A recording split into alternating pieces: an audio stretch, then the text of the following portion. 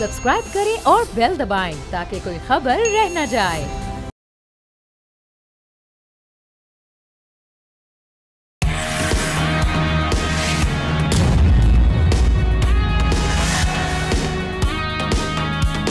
अस्सलाम वालेकुम नाज़रीन, न्यूज़ पंच के साथ मैं हूं महरूख शहरियार। पाकिस्तान की अस्करी तारीख में एक नया बाब रकम हुआ है। फील्ड मार्शल सैयद आसिम मुनीर को मुल्क के पहले चीफ ऑफ डिफेंस फोर्सेस का चार्ज दे दिया गया है।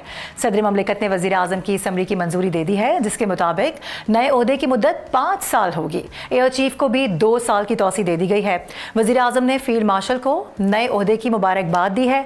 दूसरी जानब DG ISPR ने ज़बरदस्त प्रेस कॉन्फ्रेंस की है। मीडिया को मुल्क की सिक्योरिटी मामलात पर ब्रीफिंग देते हुए उनकी जानब से बहुत सी ऐसी बातें कर दी गई हैं जिसका पहले से ही अंदाजा था कि आज की प्रेसर में क्या होने वाला है। खासतौर पर अगर बात की जाए तो एक सियासी पार्टी को बहुत ज़्यादा सामने रखते हुए बात की गई है। उनका सोशल अकाउंट, उनका ट्विटर हैंडल, कहाँ से चलाया जा रहा है, कौन कौन से ममालिक मुलव्विस हैं, किस तरह से ये ऑपरेट किए जाते हैं, कहाँ कहाँ पर इनके लोग बैठे हैं, वो सारी मालूमात DG ISPR ने पूरी कौम के सामने रख दी हैं। और ये भी वाज़ेह कर दिया है कि इस तरह का बयानिया जो कि मुल्क के लिए सिक्योरिटी थ्रेट है वो नहीं चल सकता। इसके अलावा जो मुल्क को सिक्योरिटी मामलात हैं, जो मुल्क के सिक्योरिटी सूरत हाल का सामना है, क्या खदशात हैं, इससे मुतालिक भी आगाह किया गया है। बड़े सारे सहाफ़ी वहाँ पर मौजूद थे। सीनियर सहाफ़ियों की जानिब से बहुत से सवालात उठाए गए हैं। कुछ सवाल हम भी रेज़ करेंगे। एहतशामुल हक साहब हमें ज्वाइन कर चुके हैं इस मामले पर गुफ्तगू करने के लिए। एहतशाम साहब, बहुत शुक्रिया प्रोग्राम के लिए। सबसे पहले तो बहुत बहुत thank you. You are not here, आप लीव्स पर हैं, लेकिन आपने प्रोग्राम के लिए टाइम निकाला। सबसे पहले तो ये बताइएगा कि जाहिर सी बात है, गुज़िश्ता रोज़ हमने देखा जिस तरह से खबरें मौसूल हुई, फिर आज नोटिफिकेशन जारी किया गया, उसके बड़े दूररस असरात होने वाले हैं और हम उम्मीद करते हैं कि वो पाकिस्तान के लिए यकीनी तौर पे अच्छा भी साबित होगा। और फिर आज की प्रेसर पर भी आ जाते हैं, जिस तरह से बड़े वाज़ेह और दो टोक अल्फाज में कह दिया गया है कि बस ये बयानिए की सियासत नहीं चलेगी, इस तरह के मामलात मुल्क को खतरे में डालते हैं। इस पर सबसे पहले बताइएगा कि क्या तज्ज़िया करेंगे। देखिए, 2 चीज़ें, एक तो मेरा ख्याल है जो पहले आपने बात की है उस पर आ जाते हैं कि इस वक्त का जो एक नोटिफिकेशन के बारे में इतना कन्फ्यूजन पैदा किया गया, जो दयानतदारी की बात है, तो मेरे लिए बड़ी हैरत की बात थी। एक लफ्ज़ मैं उन्हें लाइटर नोट में मारूँ कहूँगा। हमारे एक बड़े अच्छे दोस्त हैं, सीनियर सहाफ़ी, एक दफ़ा मैंने प्रोग्राम में कहा था मुझे बात समझ नहीं आती, उन्होंने कहा था नहीं समझ आती तो घर जाओ। तो मुझे समझ तो आती है, मैं कभी भी नहीं कहता कि मुझे समझ नहीं आती, लेकिन जिस हद तक मुझे समझ आती हैं बातें, वो मुझे लग रहा था कि ये एक बयानिया बनाने की कोशिश की गई। मीडिया में जिस तरीके से बातें हो रही थी, अब देखें ना, एकदम से वो झाग की तरह मामला बह गया कि जी नोटिफिकेशन में देर क्यों हुई। अब कोई नहीं मान रहा। पहले कहा गया जी नवाज शरीफ के, शहबाज शरीफ के इख्तलाफात, फिर कहा गया जी नवाज शरीफ साहब टफ टाइम दे रहे थे। वो भाई वो देखें 27वीं आईनी तरमीम के दौरान वो इस एज में भी 55 मरतबा खड़े हुए हैं, बैठे हुए हैं। हर अमेंडमेंट पे उन्होंने 110 से ज़्यादा अमेंडमेंट हुई हैं, हाँ करते रहे आएगी। तो इख्तलाफ होता तो वो क्यों जाते वहाँ। दूसरी बात है कि सूरत हाल जिस तरह एक टर्न दिया गया, अब देखें सामने आ गई बातें कि ना तो प्राइम मिनिस्टर की तरफ से डिले हो रहा था, ये प्रोसीजर मैटर थे जो मिनिस्ट्री ऑफ डिफेंस के पार्ट पे थे, वो निटी-ग्रिटी तय कर रहे हैं। जिस दिन उन्होंने समरी भेजी है मारूफ प्राइम मिनिस्टर को, उसी दिन प्राइम मिनिस्टर ने समरी साइन करके प्रेसिडेंट को भेज दी और प्रेसिडेंट ने उसी दिन साइन करके आगे भेज दी और नोटिफिकेशन आ गया। मुझे बताएं कहाँ इख्तलाफ की बात थी, क्यों ये कहा गया। देखें ना, अब ये 3 ओहदे तो उनके पास है, फील्ड मार्शल के पास इस तरीके से चीफ ऑफ डिफेंस फोर्सेस वो हो गए हैं, फिर आप देखें आर्मी चीफ का उनके पास ओहदा भी है और रॉकेट फोर्स कमांड के भी सरबराह होंगे। तो ये खामखा एक लड़ाई का तासुर दिया गया जो पैदा किया गया। उसके बाद आपने देखें अब वही एंकर जो रात दिन बैठ के कहानी ढूंढते थे, वो हो जी खास वजह होगी है नवाज शरीफ साहब, जो वो कहते हैं कि जी मेरा बयानिया तो PTI जो है ना उसने लूट लिया, मेरे पास तो कुछ नहीं रहा, अब मैं एंटी बयानिया देना शुरू करूँ एस्टैब्लिशमेंट। वो भी बात नहीं बनी। नतीजा तन ये मामला आसानी के साथ जो डे 1 से था, मेरी खबर भी थी, मेरी इत्तला भी थी, इस पर कोई इशू नहीं है और मेरी समझ भी ये कहती थी मारूफ कि ये बड़ा इशू नहीं है, इशू बनाने की कोशिश की गई।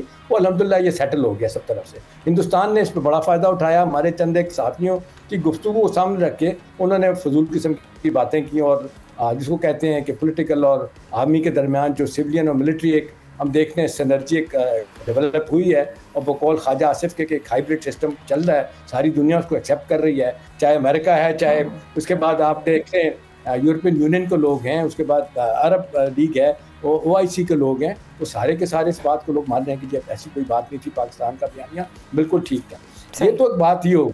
अब दूसरी बात जो आप कह रही हैं बड़ी इंटरेस्टिंग है, वाकई बहुत ही DG ISPR ने हार्ड हिटिंग बातें की हैं और देखें ऐसी बातें जो है ना वो करने की ज़रूरत क्यों महसूस हुई। एक तो बयानिया वही है कि जो गुफ्तगू करने के बाद जो उन्होंने लफ्ज़ फजूल इस्तेमाल किए आर्मी चीफ के बारे में, इसी तरह से अदारों के बारे में।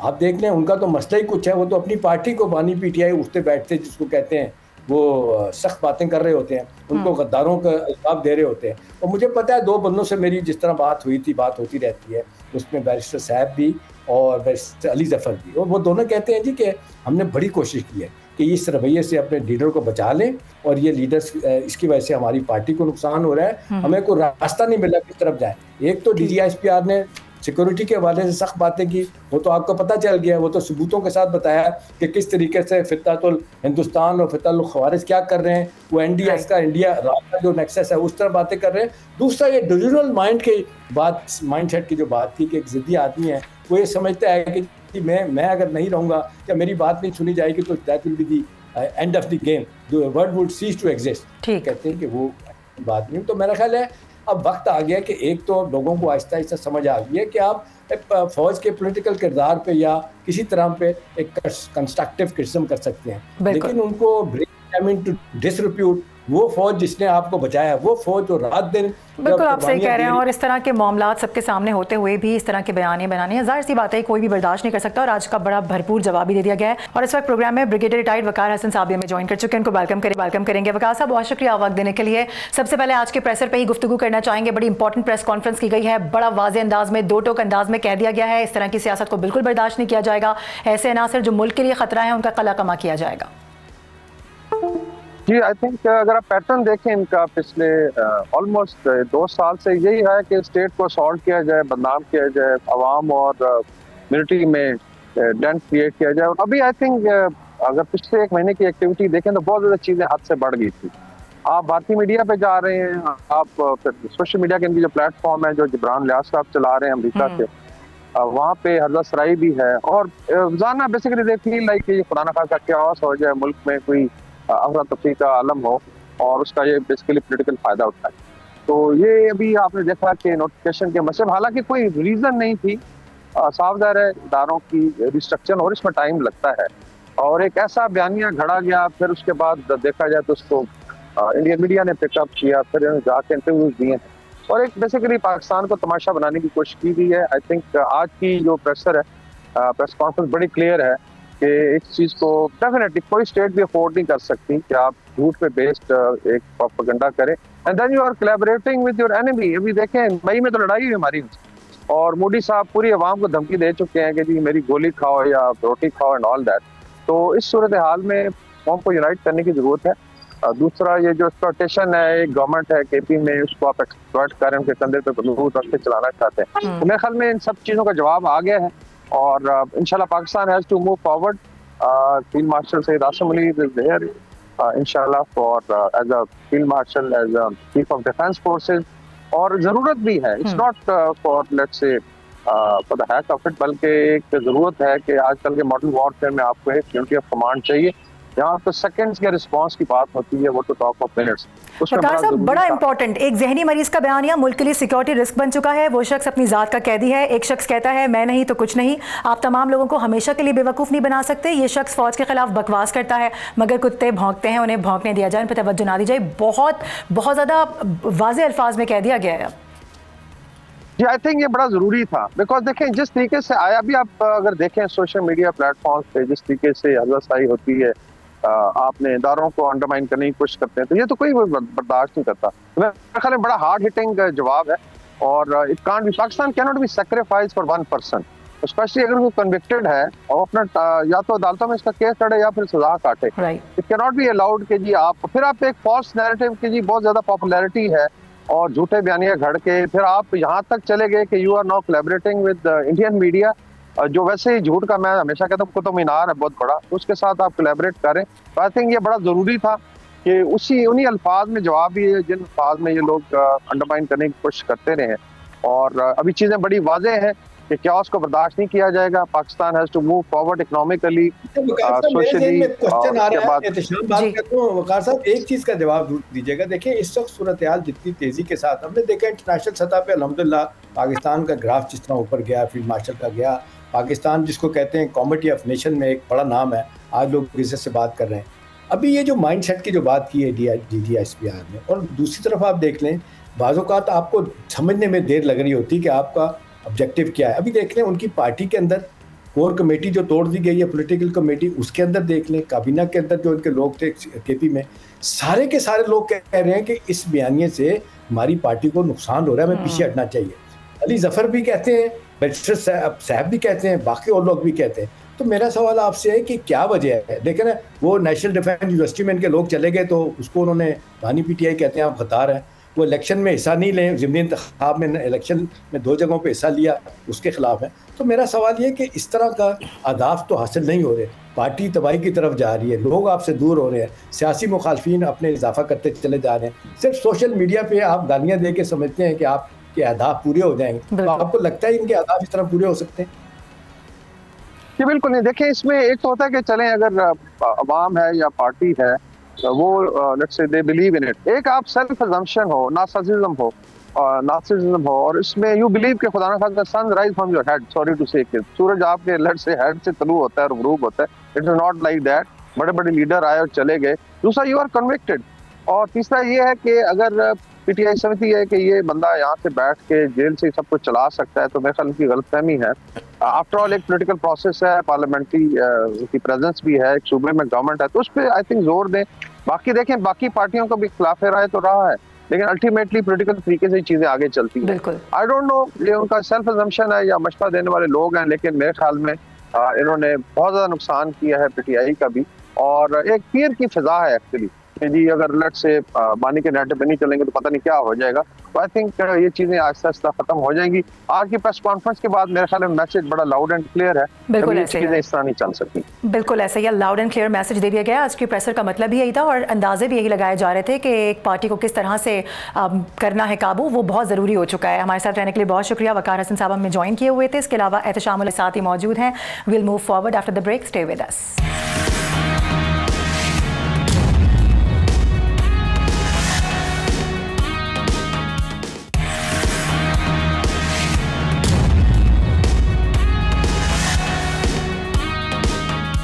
वेलकम बैक नाजरीन। एक जानिब तो ये प्रेसर जिसने इतने बड़े बड़े सवालात खड़े कर दिए हैं और दूसरी जानिब बड़े बड़े सियासी धमाकों ने पूरे मुल्क का माहौल भी हिला कर रख दिया है। वहीं पर एक खामोश मगर बहुत ही अहम और जामे फैसला भी सामने आया है।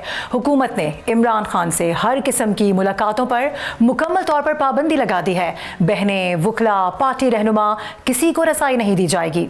सरकारी मौक़िफ़ ये है कि कैदी सियासी गुफ्तगू नहीं कर सकता, ना कोई पैगाम बाहर भेज सकता है। यहाँ एक और बड़ा सवाल भी खड़ा होता है और वो ये है कि साबिक सीएम अली अमीन गंडापुर के लिए तो अडियाला के दरवाजे जब चाहें खुल जाया करते थे, तो फिर सुहेल आफरीदी के लिए वही दरवाजे बंद क्यों हैं?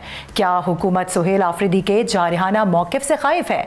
ये फैसले महज पाबंदियां तो नहीं, सियासी मंजरनामे में नए सवालात, नई बहस और नए खदशात भी खोल रहे हैं। हमारे साथ ही मौजूद हैं एहतशाम साहब, उन्हीं से गुफ्तगू का सिलसिला आगे बढ़ाएंगे। एहतशाम साहब, अब कल हमने देखा इतनी बड़ी प्रेस कॉन्फ्रेंस की गई और बाकायदा तौर पर वाज़े कर दिया गया कि जिस तरह से पैगामात बाहर से अंदर आ रहे हैं, अंदर से बाहर जा रहे हैं, उनकी बहनों को मुलाकातों की जो इजाज़त दी जाती है वो सिर्फ इंसानी बुनियादों पर, लेकिन जब वो बाहर आती हैं तो वो सियासी मामलात को आगे बढ़ाती हैं और वो इमरान खान का बयानिया और उनका जो नैरेटिव है उसको सबके सामने रखती हैं। तो ये नहीं हो सकता क्योंकि ये बिल्कुल खिलाफ है सुप्रीम कोर्ट ने जो हालिया फैसला दिया उसके बाद। अब हम ज़ाहिर सवाल यही पैदा होता है कि इस फैसले से पहले भी इस तरह के फैसले आते रहे और इससे पहले इस तरह की मुलाकातें भी होती रहीं, जैसा मैंने अपने इंट्रो में जिक्र किया। तो क्या वजह समझते हैं इसकी आप? देखिए मारूफ, नए तौर पे 2 चीज़ें हुई हैं और दोनों बहुत बड़ी चीज़ें हैं। पहली तो बात यह है कि आपने देखा कि जिस तरह उज़मा खानम जो इमरान खान की बहन है बानी पीटीआई की, 27 दिनों के बाद इनको मुलाकात की इजाज़त दी गई और मुलाकात की इजाज़त से पहले जो मेरी इत्तलात हैं वो ये है कि बाकायदा एक गिव एंड टेक हुआ था और बात हुई थी कि भी आप जिस तरीके से आप बाहर आके जो बातचीत करते हैं, चलें उसको भी एक्सेप्ट किया जा सकता है कि मिनोअन जो उज़मा खान आके बात करें, उज़मा खानम, तो ठीक है, आप पब्लिक के पास चली जाएं, सोशल मीडिया के पास जाएं, मेन स्ट्रीम मीडिया के पास चले जाएं, एज इट इज़ छप जाएं, चली जाएं, वो कोई मसला नहीं। अब मसला ख़राबी कहाँ होती है?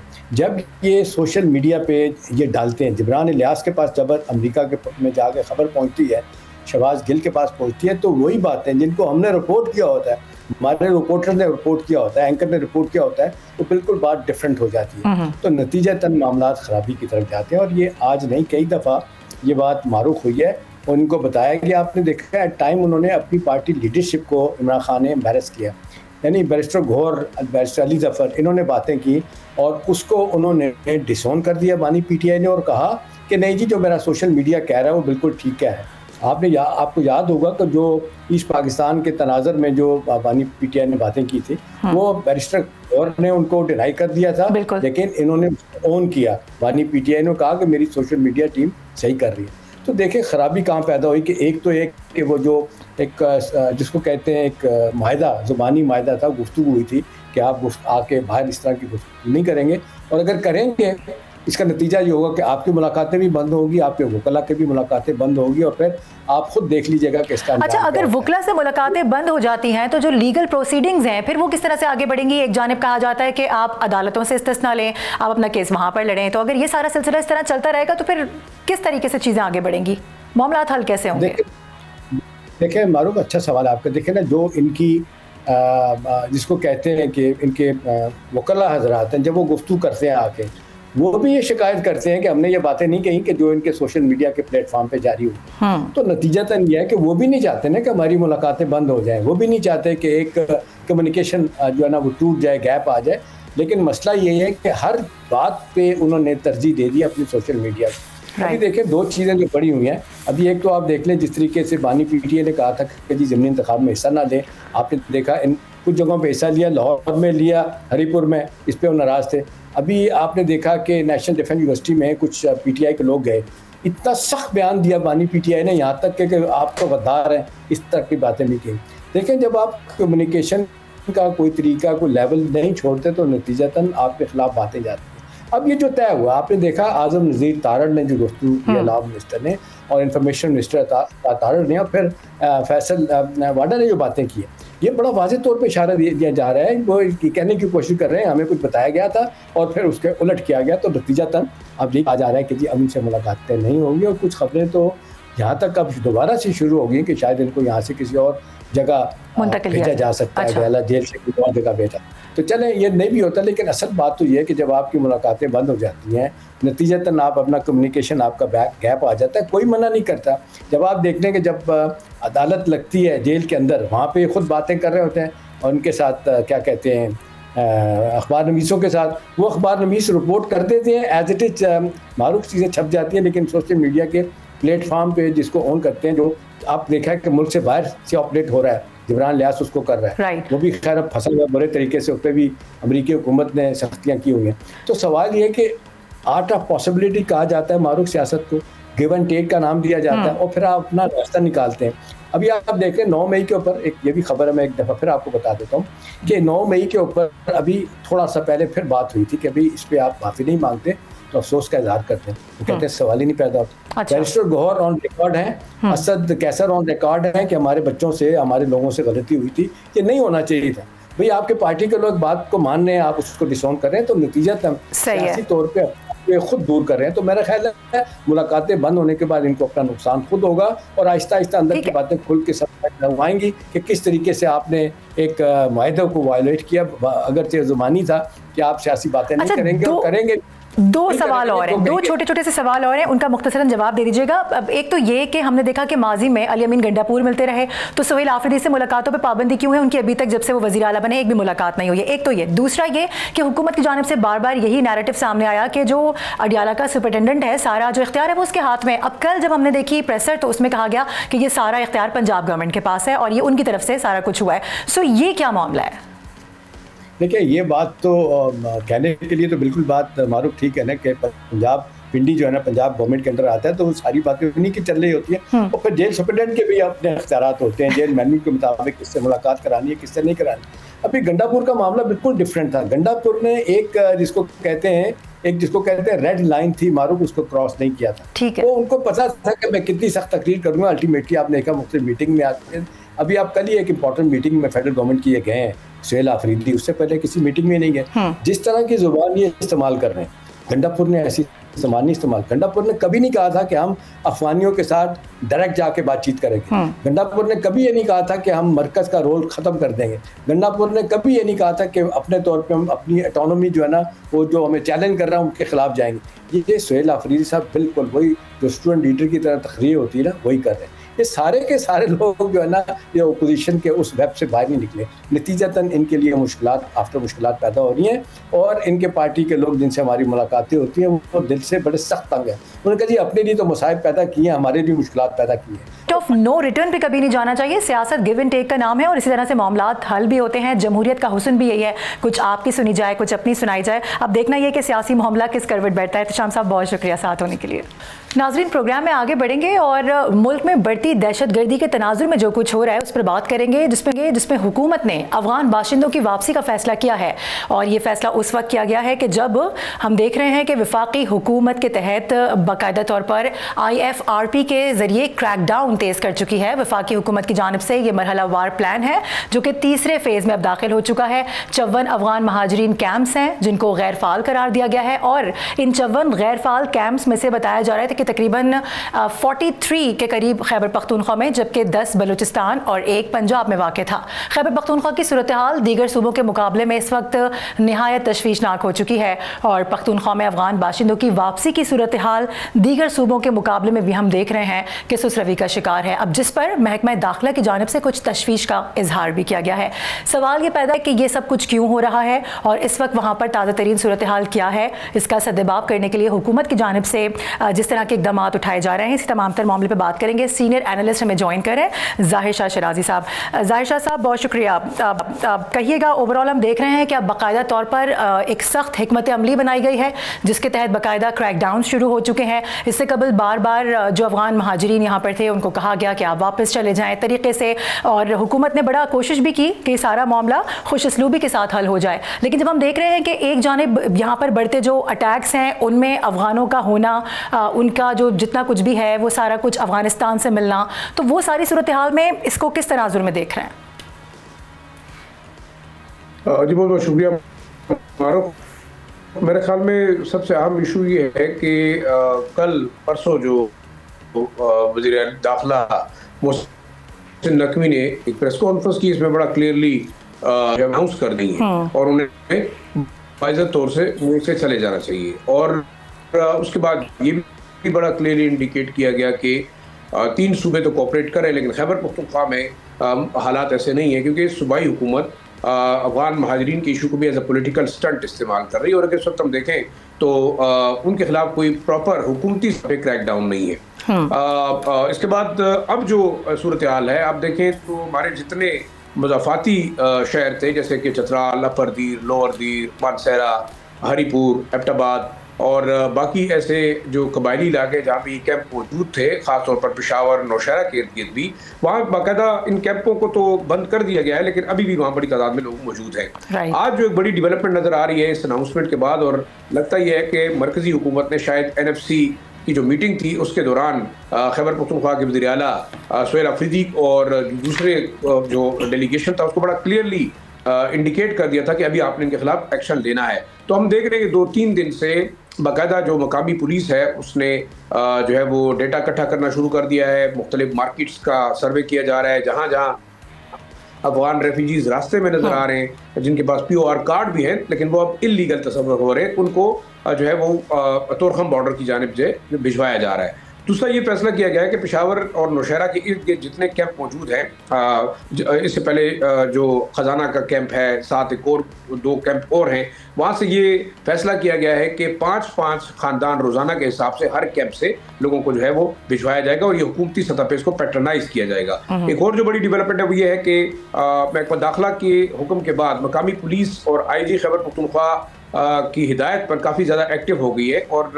न सिर्फ प्रॉपर्टी डीलर्स बल्कि जो यहाँ पे किराए के मकानों में लोग रह रहे हैं उनसे डेटा इकट्ठा किया जा रहा है और मालकान को भी बाकायदा तनबीह की जा रही है। लेकिन अब हम ये देखें कि अब शायद खौफ जो है वो बढ़ता जा रहा है क्योंकि अब जहाँ हम बात कर रहे हैं जो हमारे बहुत ज़्यादा कंजेस्टेड इलाके हैं, हयाताबाद के सेकेंडरी बोर्ड का इलाका है, इसके अलावा रेगी मॉडल टाउन है, यहाँ इर्द गिर्द ताजाबाद, रिंग रोड, ये वो एरियाज है जहाँ पे बहुत बड़ी तादाद अफगान महाजरीन की मौजूद है, और ये इनमें वो लोग भी शामिल हैं जो कि इस्लामाबाद, लाहौर, कराची और मुल्क के दूसरे हिस्सों से डिपोर्ट किए गए हैं, और ज़्यादातर वो यहाँ के अपने रिश्तेदारों के यहाँ छुप के रह रहे हैं। तो अब ये मेरे ख्याल में एक बड़ा इनिशिएटिव लिया जा रहा है। लेकिन एक चीज़ ज़रूर यहाँ हमें इस बात का ख्याल रखना होगा कि सूबाई हुकूमत ने ऑफिशियली अभी तक बाकायदा अनाउंस नहीं किया। हाँ, उनके मिनिस्टर्स जो है वो प्राइवेट मीटिंग्स में ज़रूर डिस्कस करें कि बिल्कुल इनको जाना चाहिए। ऑफिशियली ये लोग अभी तक रेजिस्ट कर रहे हैं। ये एक बहुत बड़ा मसला फेडरल गवर्नमेंट के लिए भी है, और मेरे ख्याल में अच्छा जाहिर शाह साहब, ये तो पहले भी जो है फ्यूचर में नजर आ, ठीक है। अच्छा, पहले भी इस तरह की ज़ाहिर बात होती रही है और काफ़ी अरसे से ये मामला चलता आ रहा है। अब जाके हम देख रहे हैं कि काफ़ी ज़्यादा इसमें तेज़ी आती नजर आ रही है। जाहिर है हुकूमत भी कब तक खामोश रहेगी। सूबाई हुकूमत का जो मामला है वो भी आपने सामने रखा है। इस पूरी सूरत हाल के तनाजुर में अगर देखा जाए तो ये जो पूरा एक क्लियरेंस ऑपरेशन इसको कह लीजिए या जो भी इसको नाम दे दीजिए, वो कब तक मुकम्मल हो सकता है? क्योंकि डेडलाइन तो बिल्कुल इसी साल तक की थी, और हमने देखा है कि अभी भी बहुत से ऐसे लोग हैं जो यहाँ पर मौजूद हैं। देखिए, मारूफ तादाद बहुत ज़्यादा है। 14 लाख तो आपके पास वो लोग हैं जो कि रजिस्टर्ड POR कार्ड होल्डर्स हैं, और वो जो है UNHCR और तमाम जो UN एजेंसीज हैं उनके पास उनका डेटा मौजूद है। और इस दफ़ा हमने देखा कि वॉलंटरी रिपेट्रिएशन भी नहीं की जा रही UNHCR की जानब से, क्योंकि ये वो लोग हैं जिनको बाकायदा जो है वो UNHCR सपोर्ट करती है $500 फी खानदान के हिसाब से। दूसरे ACC कार्ड होल्डर्स हैं, और वो मेरे ख्याल में 7 लाख तो कैलकुलेटेड है, लेकिन उनकी तादाद कम से कम इसके अलावा 10-12 लाख मजीद लोग हैं। तो 3-4 मिलियन लोग इस वक्त पाकिस्तान के अंदर गैर कानूनी तौर पर रिहाइश पजीर हैं। एक और वो लोग हैं जो कि P1 P2 वीज़ास के लिए अप्लाई किए हुए, जो कि अमरीकी और दूसरे इत्तेहादी फौजियों के लिए यहाँ पे काम करते रहे। ज़्यादातर ये लोग इस्लामाबाद, लाहौर या दूसरे ऐसे एरियाज में वो मौजूद हैं, होटल्स के अंदर या गेस्ट हाउसेस के अंदर। वो अब इंतजार कर रहे हैं कि उनको भी भिजवाया जाना चाहिए। लेकिन कल हमने देखा कि ख्वाजा आसिफ जो कि जर्मनी में थे, उन्होंने बड़ा क्लियरली जर्मन चांसलर के साथ इस हवाले से क्लियर कर दिया कि आप इन लोगों को या तो जर्मनी बुलवाना चाहें तो बुलवा लें, वरना हम इनको डिपोर्ट करेंगे। तो अब देखना ये होगा कि डिपोर्टेशन का काम ऑब्वियसली अगर आप देखें दिन में अगर 1000-2000 लोग भी जाते हैं तो ये फिर भी तकरीबन कम से कम सालों का प्रोजेक्ट नजर आता है। ईरान ने देखें जो कुछ किया, 11-12 लाख लोगों को तकरीबन 2 महीने के अंदर उन्होंने डिपोर्ट किया। अब पाकिस्तान के अंदर ये स्कैटर्ड आबादी के अंदर थे। मरकजी हुकूमत ने एक बड़ा काम ये किया कि बड़े शहरों से इनको कन्वर्ज किया टुवर्ड्स KP। अब KP में इनकी बहुत बड़ी तादाद है, जो कि ज़्यादातर विजिबल भी नज़र आते हैं आपको शहरी इलाकों के अंदर भी, पोश इलाकों के अंदर भी। तो ये बहुत बड़ा चैलेंज होगा, इतना आसान नहीं होगा। और अगर सूबाई हुकूमत कोऑपरेट नहीं करती तो मेरे ख्याल में फिर सूबे को इसी किस्म के हालात का सामना करना पड़ेगा, जैसे कि FC कैंप पे हमला हुआ, आपके वाना कैडेट कॉलेज पे हुआ, फिर इस्लामाबाद कचहरी वाला हमला भी सामने है। बिल्कुल जी उस तरफ जा रहे हैं। जी ठीक है, ज़ाहिर शाह साहब हमारे साथ मौजूद थे, बड़ा अहम मामला डिस्कस कर रहे थे। जाहिर सी बात है न सिर्फ हुकूमत जो वफाकी हुकूमत फैसले ले रही है उसमें किस तरह से सूबाई हुकूमत को साथ देना है, अब ये देखना होगा कि कितने अरसे में ये पूरा प्रोसेस मुकम्मल होता है और सूबाई हुकूमत की जानिब से ऑफिशियल इस पर क्या मौक़िफ़ इख्तियार किया जाता है। बहुत शुक्रिया साथ रहने के लिए। नाज़रीन, वक्त हुआ एक ब्रेक का, ब्रेक के बाद वापस आएंगे तो मज़ीद स्टोरीज़ हैं आपके साथ, वो भी शेयर करेंगे।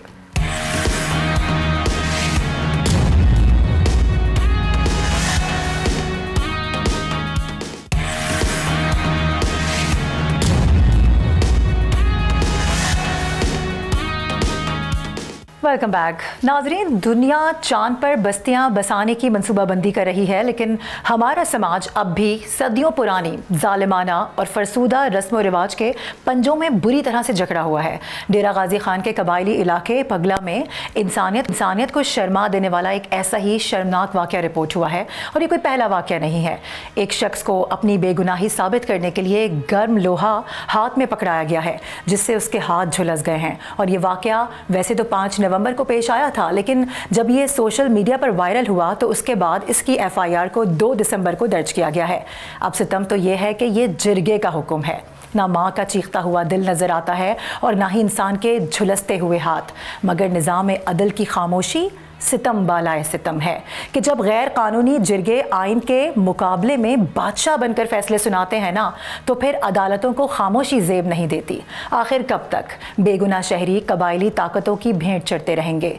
क्या रियासत ऐसे मुजरिमान को कैफरे किरदार तक पहुंचाएगी या फिर एक और माह एक और बेटे की कुर्बानी इस अंधी रिवायत का ईंधन बन जाएगी। मैं बात करने के लिए बैरिस्टर वकास अब्रे साहब हमें ज्वाइन कर चुके हैं, उनको वेलकम करेंगे। बैरिस्टर साहब बहुत शुक्रिया वक्त निकालने के लिए।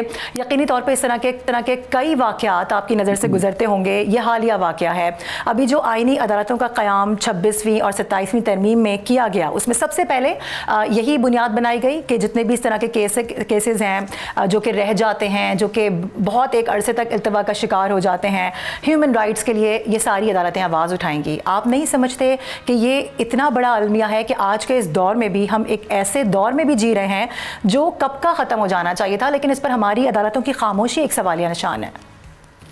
देखिए, सबसे पहले तो मैं इस पे कहूँगा कि खुशियों का एक नगर आबाद होना चाहिए, इस निज़ामे ज़र को अब बर्बाद होना चाहिए। जुल्म बच्चे जल रहा है कूचा बाजार में, अदल को भी साहिबे औलाद होना चाहिए। देखिए, आपने अपने एंट्रो के अंदर जिस तशवीशनाक, कर्बनाक और अंदेशनाक मामलात की बात की, आई थिंक हमारी सोसाइटी के लिए बड़ी ही अफसोसनाक बात है कि दुनिया, जो आपने बात की कि चांद पे कदम रंजा हो चुकी है, पहाड़ों के सीने चीर के दूध की नहरें निकाल चुकी है, बट अनफॉर्चुनेटली हम उसी दकियानूस, कदामत पसंद और रुज्जत पसंद माशरे का, रसूम व रवाजात का हिस्सा बने बैठे हैं। ये उनकी भीड़ चढ़ाते हैं जिसका आईने पाकिस्तान कतई इजाजत नहीं देता। आइन के प्रेम्बल की अगर हम बात करें तो हमारी जो आइन के प्रेम्बल में हमारा सरकारी मजहब इस्लाम, इस्लामी रवायात की और तर्ज जिंदगी का मुहाफिज हमारा आइन पाकिस्तान, लेकिन ये कैसी रवायात हैं कि जिसमें कारोकारी, स्याहकारी, on the protect of honour, कभी किसी को गर्म लोहा पकड़ा दिया जाता है, कभी ज़ियारत के नाम पे जिंदा दरगोर कर दिया जाता है, कभी कुरान से शादी कर दी जाती है।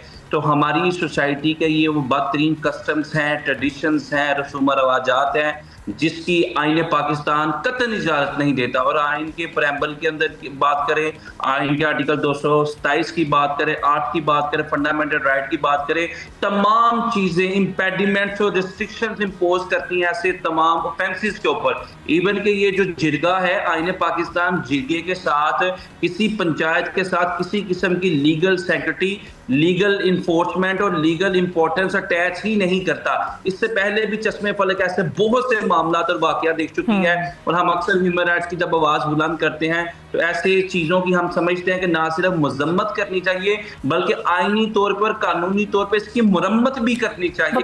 वजह क्या है इसकी, वजह क्या समझते हैं? सारा आइन मौजूद है, सारे आर्टिकल्स मौजूद हैं, सजाएं इसमें बताया गया कि किस तरह से सजाओं के मुर्तकिब होंगे, इम्प्लीमेंटेशन क्यों नहीं हो पाता? क्या वजह होती है कि इन केसेस को रद्दी की टोकरी में फेंक दिया जाता है? क्या मुल्क में मसाइल इससे और भी कई ज़्यादा बड़े बड़े ऐसे हैं जिनको सबसे पहले रखा जाता है और ये कहीं बेचारे इस तरह के मामलात, ये लोग कहीं दूर चले जाते हैं?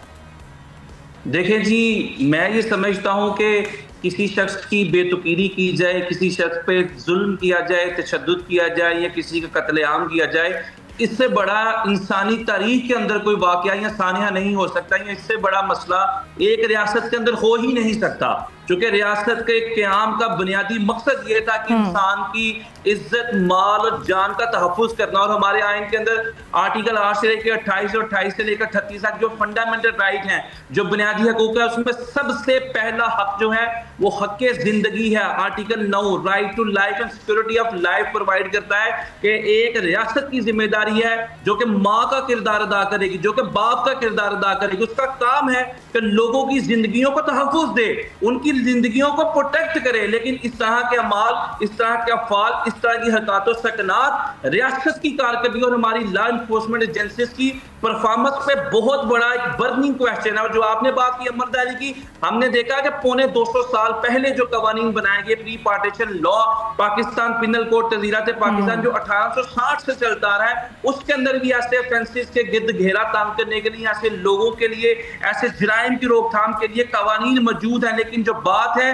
अमलदारी की है, इन्फोर्समेंट की, मैं हमेशा ये बात करता हूं कि कागज के फूलों से कभी खुशबू नहीं आती। जब तक इन कवानीन को आप प्रैक्टिकली, प्रैग्मेटिकली इन्फोर्स नहीं करेंगे, इन लोगों को निशान इबरत नहीं बनाएंगे, ताकि कल को ऐसी हरकतों सकनात करने वाले लोगों के जहानों के ऊपर ये चीज जरूर रक्स करे कि अगर हम इस तरह की दबीज, रकेक और गंदी हरकत करेंगे, जुर्म का इर्तिकाब करेंगे, तो हमारा कानून हमें कभी स्पेयर नहीं करेगा। तो I think this is the right time, high time, जब हमारी स्टेट के अंदर बहुत से लॉज की एनफोर्समेंट नजर आती है। सीसीडी के लॉज हैं, सीसीडी के लॉज हैं, पीरा फोर्स है, बहुत से ऐसे इकदाम है हमारी फेडरल गवर्नमेंट की तरफ से, और डिफरेंट प्रोविंशियल गवर्नमेंट्स की तरफ से, वहां पे सबसे ज्यादा नागुज़ीर इस तरह के मामलात हैं जो इंटरनेशनली, जो इंटीरियर एक्सटीरियरली हमारी रियासत का जुडिशियल इंपैक्ट इंपोज करते हैं, जो हमारी लॉ एनफोर्समेंट एजेंसी का एक इंप्रेशन, एक इंपैक्ट स्टैब्लिश करते हैं, या स्ट्राइक डाउन और डिस्ट्रॉय करते हैं कि यहाँ पे तो जंगल का कानून है। तो I think this is the right time कि ऐसे मामलात पे प्रेसिडेंट सेट करना चाहिए, और किसी शख्स को यह इख्तियार नहीं है कि वो अपनी मर्जी का जज, अपनी मर्जी की कचहरी, अपनी मर्जी की अदालत, अपनी मर्जी की पंचायत लगाए और लोगों के साथ जैसा मर्जी सलूक करे। अगर चोरी की हम बात करें तो हमारा हदूद ऑर्डिनेंस जो हमारा इस्लामिक लॉ है उसके अंदर भी हाथ काटना है। कहां पे लिखा है कि आप किसी को कोलों पे चढ़ा दें, किसी को आप गिरेबान से पकड़ लें, आप किसी के हाथ में लोहा गरम पकड़ा दें। आई थिंक इस तरह की जो फरसूदा, दकियानोश, कदामत पसंद, कंजर्वेटिव जो बातें हैं, मामलात हैं, उसका हमारा कानून, हमारी जो स्टेट है, कतई इजाजत नहीं देती। बिल्कुल ठीक है। बुनियादी इंसानी हुकूक और इंसानी जान का तहफ़्फ़ुज़ तो सबसे पहले हमारे आइन में आता है, हमारी शरिया भी यही कहती है, शरिया कोड भी यही कहता है। लेकिन अफसोस का मकाम यही है कि इस तरह के जब वाक़यात सामने आते हैं हम इस पर बात तो करते हैं, लेकिन इस पर किसी किस्म का इम्प्लीमेंट होता अदालतों की तरफ से नज़र नहीं आता, ना ही इनकी रोकथाम के लिए किसी किस्म के कोई इक़दाम उठाए जाते हैं। बैरिस्टर साहब बहुत शुक्रिया प्रोग्राम में ज्वाइन करने के लिए। नाजरीन, जाते जाते एक रिसर्च सामने आई, सोचा आपके साथ भी शेयर करें कि दुनिया में हर कोई अमन का, सुकून का मुतलाशी है, लेकिन सवाल ये पैदा होता है कि दुनिया में अमन और सुकून आखिर है कहाँ। इसका जवाब दिया है ग्लोबल पीस इंडेक्स की नई दर्जाबंदी ने। ये दर्जाबंदी 163 ममालिक के तफसीली तज्जिए के बाद जारी की गई है, जिसमें जराइम की शरह को सबसे बड़ी बुनियाद बनाया गया है। फौजी सरगर्मियाँ हैं, सियासी अदम इस्तेहकाम है, अंदरूनी तनाज़ात को भी परखा गया है। इसके अलावा तालीम, इंसाफ, सेहत और समाजी बहबूद का निज़ाम भी इस जायज़े का हिस्सा था।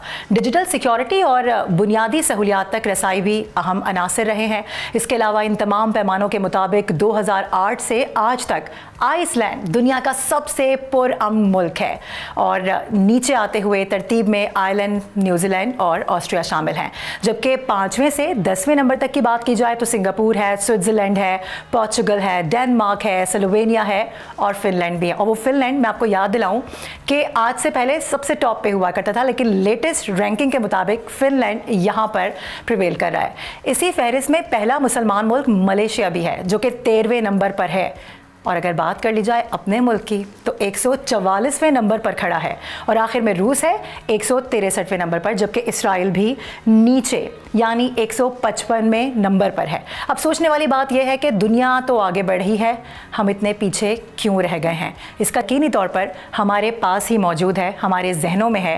इसका ज़िम्मेदार कौन है ये भी हम जानते हैं। अगर आप चाहें तो अपनी आरा से हमें कमेंट सेक्शन में आगाह कर सकते हैं। फिलवक्त प्रोग्राम का वक्त इख्तिताम को पहुँचा है।